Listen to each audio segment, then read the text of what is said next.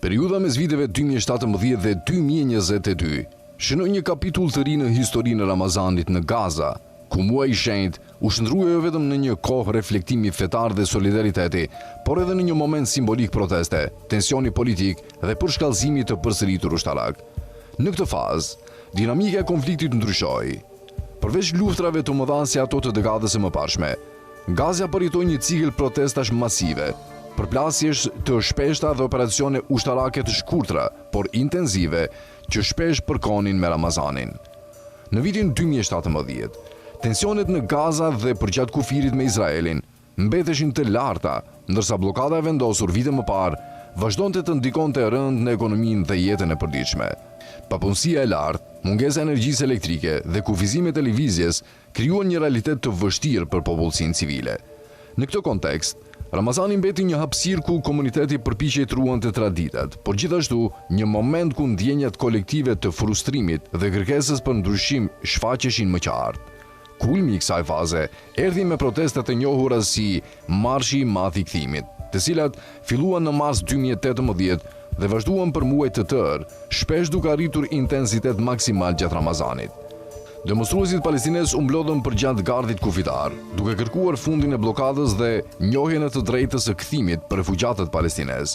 Protestat përfshinin marshime, ngritje kampesh të përkohshme dhe aktivitete simbolike, ndërsa organizatorët synonin të tërhiqnin vëmendjen ndërkombëtare ndaj situatës humanitare në Gaza. Pamjet e atyre ditëve tregojnë një kontrast të fortë.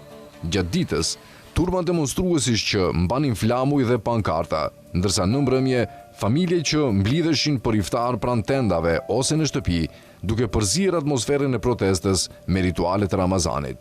Megjithatë, përplasjet mes demonstruesve dhe forcave izraelite shpesh përshkallëzoheshin në dhunë. Sipas organizatave ndërkombëtare, mbi 200 palestinez u vranë gjatë protestave të vitit 2018, ndërsa mijëra të tjerë u plagosën, shumë prej tyre nga zjarri me armë. Këto ngjarje e transformuan Ramazanin në një simbol të rezistencës dhe protestës politike.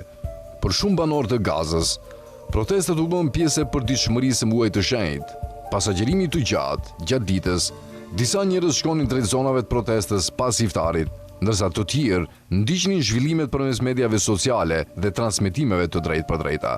Atmosfera ishte një përzierje e solidaritetit, tensionit dhe pasigurisë, pasi çdo tubim mbante rrezikun e përshkallëzimit të dhunës.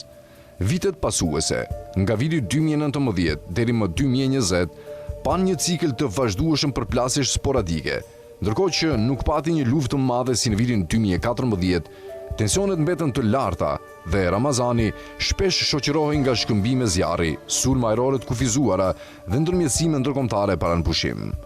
Për popullsinë civile, kjo krijoi një ndjenjë të përhershme pasigurie, ku çdo përshkallëzim mund të ndodhte të papritur.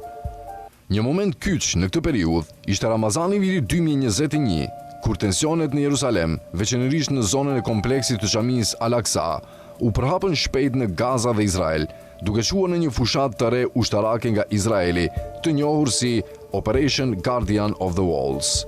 Konflikti shpërtheu në maj dhe zgjati rreth 11 ditë, duke përfshirë bombardime intenzive ajrore dhe lëshime raketash. Gjatë kësaj periudhe, Ramazani u shndrua edhe një herë në një kohë të mbushur me ankth dhe frikë. Sirenat paralajmëruese, shpërthimet